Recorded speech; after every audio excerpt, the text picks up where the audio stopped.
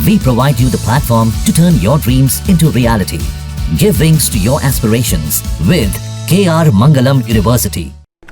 पूरी दुनिया को खबर हो चुकी है कि पाकिस्तान के अंदर ही पहलगाम में हुए आतंकी हमले की साजिश रची गई थी और अब इस साजिश से जुड़े कई और सनसनीखेज खुलासे हो रहे हैं।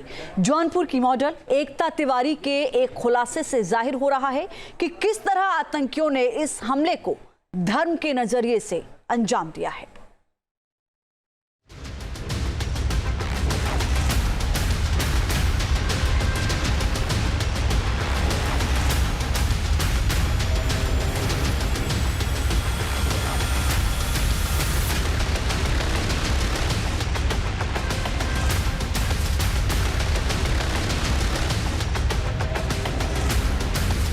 पहले धर्म पूछा, फिर हमला बोला। आतंकियों की नापाक मंशा का खुलासा। पहलगाम में आतंकियों ने बेगुनाहों को खूनी शिकार बनाने की पूरी प्लानिंग पहले से कर रखी थी। यह हमला ना तो अचानक हुआ और न ही इसे किसी नेक्सस के बगैर अंजाम दिया गया।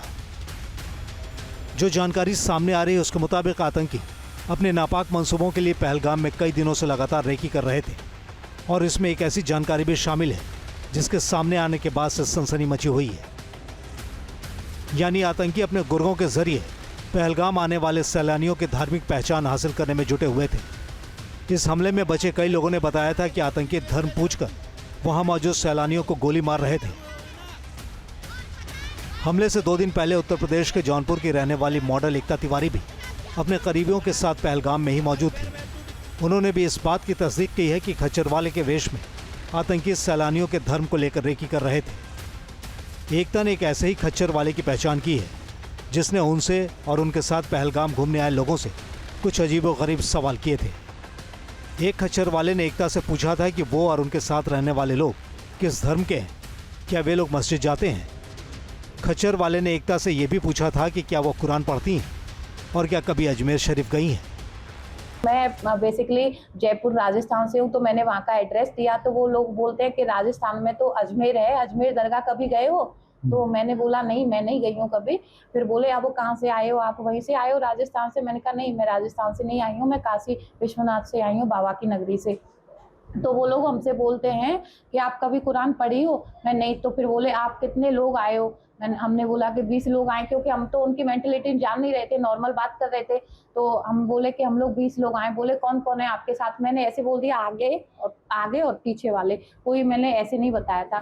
तो फिर बोले अच्छा उनमें हिंदू आए हो कि कोई और? मैंने कहा नहीं, हम 3 लोग हिंदू आए, बाकी के सब लोग मुस्लिम आए हम लोगों के साथ में, क्योंकि वहाँ पे ज्यादातर मैं देख रही थी सब मुस्लिम थे, तो मुझे लगा कि ऐसे बोलना सही रहेगा।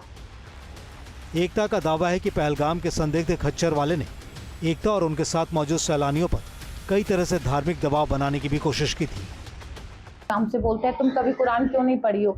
मैंने कहा मैं कुरान नहीं पढ़ी हूँ, मेरे को उर्दू नहीं आती। तो बोले कि है ना, तुम किस धर्म को ज्यादा मानती हो? मैंने कहा मैं दोनों धर्मों को एक समान मानती हूँ। एक समान मानती हो तो कुरान क्यों नहीं पढ़ी हो? मैंने कहा मैं कुरान क्योंकि मेरे को उर्दू नहीं आती। आतंकियों ने पहलगाम में सैलानियों को निशाने पर लेने के लिए कई लेवल पर साजिशें रची थी। यहाँ तक कि खच्चर वालों के जरिए हथियारों की सप्लाई को भी अंजाम दिया जा रहा था। एकता की माने तो संदिग्ध खच्चर वाला फोन पर किसी से प्लान ए और प्लान बी की बातें कर रहा था। प्लान ए के मुताबिक ब्रेक फेल करने की बातें हो रही थी, जबकि प्लान बी के मुताबिक बंदूकों की सप्लाई की बातें हो रही थी।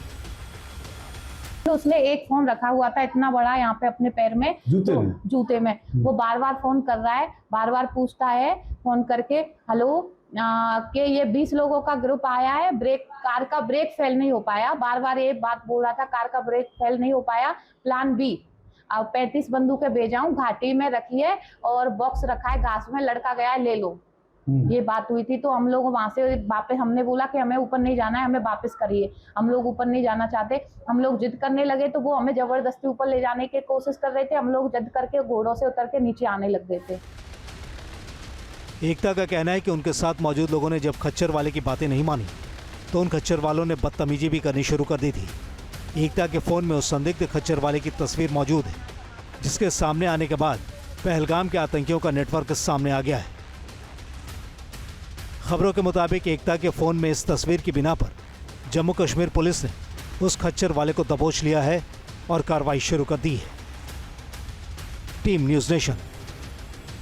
न्यूज नेशन अब व्हाट्सएप पर खबरों के ताजा अपडेट के लिए न्यूज नेशन के इस क्यूआर कोड को स्कैन करें।